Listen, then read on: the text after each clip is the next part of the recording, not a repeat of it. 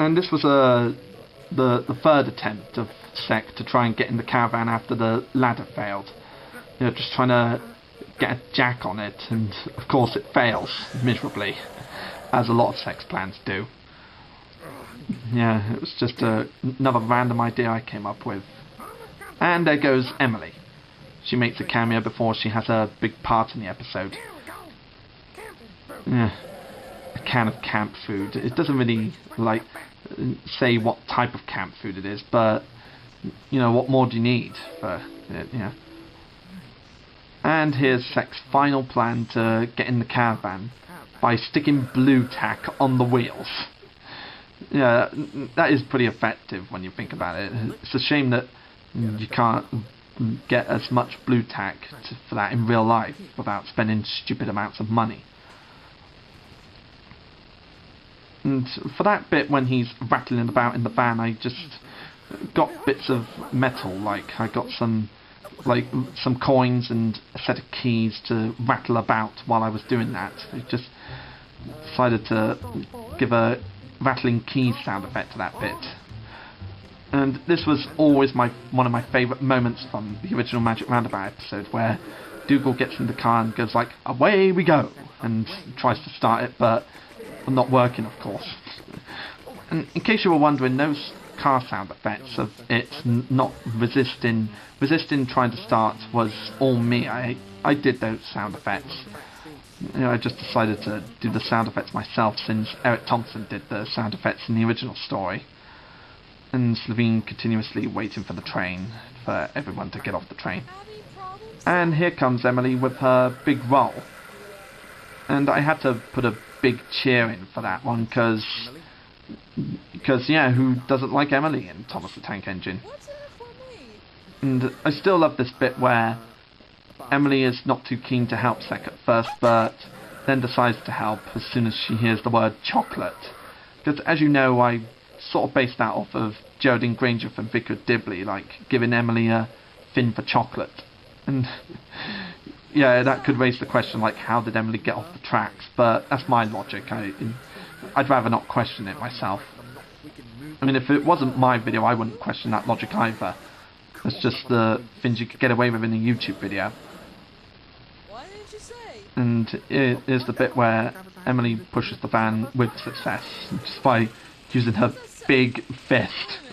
Yeah. Yeah, I had a great time with that bit. I still love the way Emily Fan 619 portrayed the line, "Come back here with my chocolate." I just could not stop laughing the first time I heard that line. Yeah, Emily Fan 619 is brilliant as Emily, and every other character she's voiced in my videos. Yeah.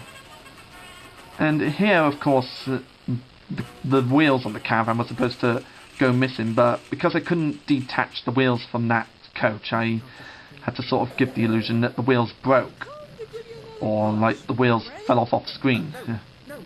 And here's Sek's Dougal surprised eyes again. I love to use those eyes on Sek whenever he's shocked or surprised.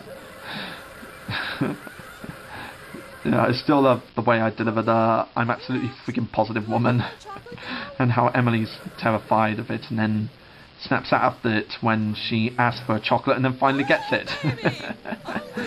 Yeah. Yeah, that just shows you how much my Emily loves her chocolate. Yeah, she loves her chocolate. And with that bit with the van coming and going, I actually just pushed it with my hand, and I'm not sure if you noticed, but when I pushed it back, you could see a bit of my fingers, but that's a common error that was in a number of my videos before this. And Cyber walking back from Bubs' concession stand. Yeah, and then he gets a sort of a flashback of when he was running a marathon. But I got that from Stewie Griffin The Untold Story, when the Griffin family are telling Trisha Takanawa what they've been up to since the show was cancelled, and before they started filming the film, and I just decided to do Brian's story with Cyber. Yeah. And here's the final moment of Slevene with the train, and him finally figuring out that Sek pulled the wall over his eyes, made him go on a wild goose chase, make him wait at the station for nothing, This is when he finally figures it out, sort of. And this part, of course, was based off of the ending from the original Caravan short, where Florence shows up and then Brian shows up, like taking the piss out of Dougal's caravan not having wheels. But instead of Brian showing up, I just have some random guy show up to mock him, and there he is. Yeah, that was the Mr. Conductor. Yeah, I just decided to use Mr. Conductor for it, like being the mocker. Yeah, it's funny how Sex says the caravan's got no wheels, and yet you can still see the wheels there. But like I said, that's because I couldn't detach the wheels. Yeah. And I may end up using this little scene again in the future for other TTT episodes or shorts, but of course I'll most probably keep the caravan there because it's going to be shown that the caravan is still there to this day since that video was made. Yeah, it'll be shown that the caravan's still there. You know, I'll just have to use this video as reference to how the scene should be made, like where the bits of grass and bushes and four-leaf clover should go and all that. Yeah, I'm definitely going to have Thomas characters go past it every now and then on their journeys.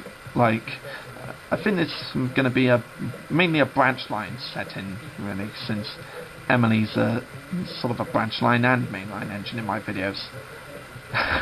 Random conductor guy, I still like that. Yeah, and I thank you, EmilyFan619, for contributing your voice as Emily, in this video.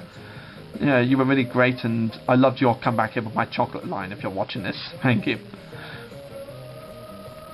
Yeah, that's pretty much the end of the episode, and after the credits roll, of course, it says it was dedicated to the long-awaited DVD release of Dougal and the Blue Cat. And yeah, I had to give the original episode some credit, since that was my inspiration for it. Like they say, give credit where credit's due, and the credit was definitely due to that episode. That's pretty much all I can say for Second Co Caravan, and I'll see you later. Bye.